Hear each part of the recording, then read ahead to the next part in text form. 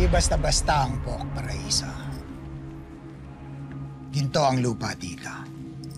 At nakikita ko na, hindi magtatagal, magiging sentro ito ng mas malaking operasyon.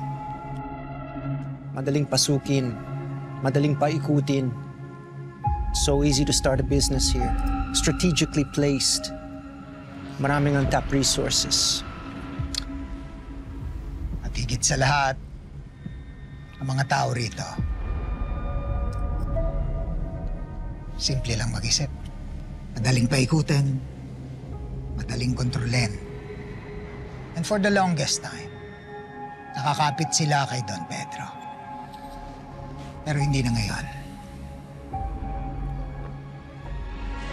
Ibibigay natin sa kanila ang Diyos na gusto nilang sambahin.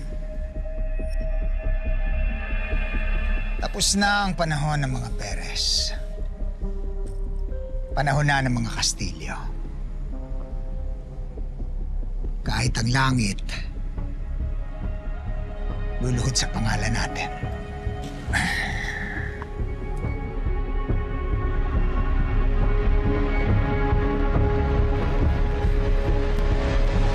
Arlo J. Caparas, Totoy Pato. Weeknight, 7:15 p.m. Pagkatapos ng angkya ng Section E sa Primetime Primera.